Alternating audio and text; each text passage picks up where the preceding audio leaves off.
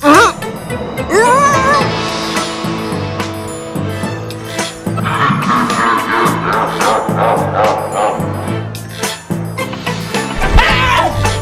are you running?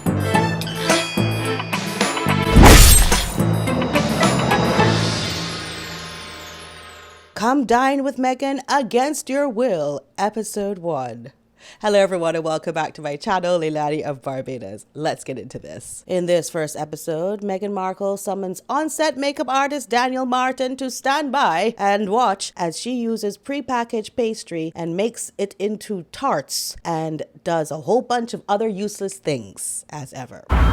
Including but not limited to cosplaying Daniel himself by doing his makeup over the food. Two more prisoners enter the set. David Chang and his companion, lover, friend, we're not quite sure, Christina Tosi. They seem extremely uncomfortable. Maybe they know something we don't know, but they do stand to the side and almost cower in fear of saying the wrong thing to Meghan. I have a lot of chickens, and this morning the silkies laid. The eggs are so tiny. Have you ever seen them? No, I didn't know what a silky is. I know, I was like, do you know? Let me show you. She can't even show her guests her chickens because they're not there. She has to show them on her mobile phone. She has rented, borrowed, and stolen this house. Right after that, we have our first mask slip from Meghan Markle, where she's asked to bring a plate to Chef Chang. She's like, Welcome. You're welcome. Enemy spotted. Anyway, Chef Chang teaches her how to make, get this, fried eggs. Oh, no. What we begin to notice here is that Meghan is constantly being given layups by her guests. These are professionals and they constantly ask Meghan questions like, do you know XYZ? And then she answers, scripted of course, yes, I know. And it's no matter how scientific it is, she always has the correct answer. Look, this whole show is scripted. It's almost scary to watch a woman of almost 50 years old massage her ego like this and be so obnoxious and think that it's really good content. The arts and craft segment starts because everybody has this setup in their house. Another reason why she's using somebody else's house, because what a mess this could create. And also why she needs 80 staff to help her pull all this crap down at the end of the day. Next, Meghan makes her forced labor friends enter a flower arranging contest against her. Different types of flowers and different textures, and we'll start to fill out all the air and be great at this. Christina Tosi straight up tells her that she's not interested in flowers and she's more of a plant person. Well, okay, my dirty little secret is I'm not a flower person. Really? I love plants. I'm a plant lady, yes, but I'm not a flower person. Oh my gosh, how interesting. And I wanted to show you that particular clip because Meghan's paid supporters have been writing articles on the internet praising these episodes, saying things like she's more confident in this episode than in previous ones, and that makes them feel happy for her. Well, if confidence is obnoxiousness, then I get it. But people must stop infantilizing this 50-year-old woman.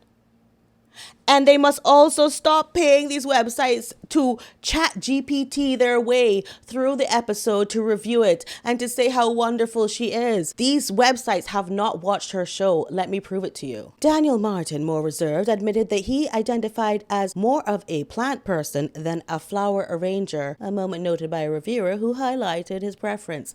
Well, okay, my dirty little secret is I'm not a flower person. As you can see, that was a woman. Her name is Christina Tosi. It is not Daniel Martin, as in Daniel Martin would never go against Meghan. Remember, he's paid to be on set to do Meghan's makeup. So of all the guests that she might have, Daniel is the last one to ever go against her. I mean, but to say, Meghan doesn't even believe in AI. She doesn't like ChatGPT. Remember when she said this in her yellow Big Bird outfit interview? Are you using AI? Last week someone talked about ChatGPT, which of course everyone's talking about ChatGPT. I hadn't experienced it before. I'm shocked. It's not something that is part of my day-to-day. I don't want people to lose critical thinking. I don't want people to lose critical thinking. Where is your critical thinking? Oh God, we're not going back to that interview. Okay, back to the competition. Chef Chang declares Meghan the winner of the floral contest. I mean, it's clear that Meghan won. Like by a lot. Like this over here. At some point later, Meghan admits to cheating. She said that she went back and tweaked her flower arrangement and then replaced it with the new one that she made so that it could be shot this way. Meghan is one of the most deplorable human beings on earth. I actually think people like her are detestable. You have these people here forcing them to do these arts and crafts that they don't even want to do. Then you're going to enter them in a competition against you that they don't even want to do either in front of the world. And then you're also going to cheat, and you're so crazy about yourself that you don't mind admitting that you cheated. Girl, what is going on in your life that this is what you have to do? Why did you slander the royal family and lie on them for this life? This is what you amounted to. A show that nobody wants to do with you, that I don't think you really want to do either. And you're not going to make any money from it, and nobody wants to see you. And every time you show up on camera, people just dislike you more and more because you're dislikable. That's all you are. I mean, this is what you did that Oprah interview for?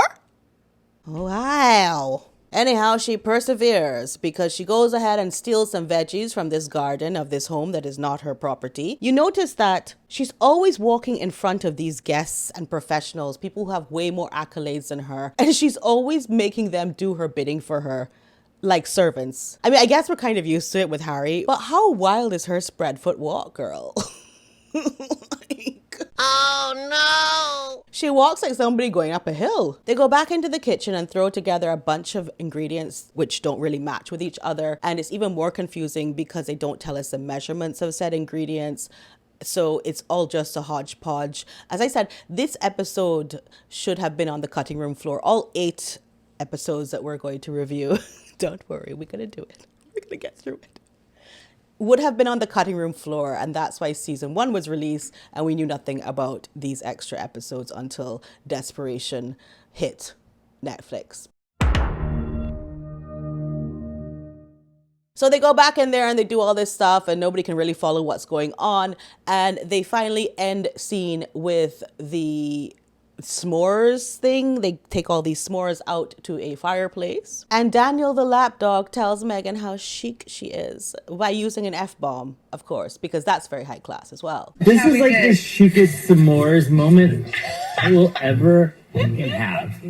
Daniel, I don't want you to come for me because I know you come for YouTubers who disagree with Meghan. But when you tell somebody they have class when they have no class, it just makes you look like you have no class. And I know you don't want to do that, Daniel, because you always talk about your French side of the family and how elegant and wonderful they are and this and that. So if you know elegance, don't tell Meghan Markle that she's chic. Because she's not. She's nothing. She is self-proclaimed not chic. She is self-proclaimed, learned nothing from the royal family, only decided to throw them under the bus and slander them and slander everybody in her way. And by the way, Daniel, you're probably next, okay? You better keep doing her makeup real good because you're going to be next. She doesn't care about people.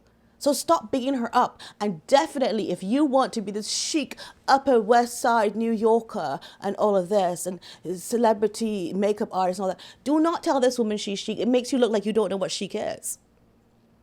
But Daniel, you do get a point for being a captive audience, as do the other 2 guests. And I give this episode 3 points. No points for anything else in the content whatsoever. Just 3 points for the captive prisoner guests. You've been Markle, Daniel. And we'll see who else has been Markled in episode 2. We shall reconvene for episode 2 and rate it as well. I love you all so much. Please leave all your comments down below and all your thoughts about this. I love you all so much and you know that. See you soon. Bye.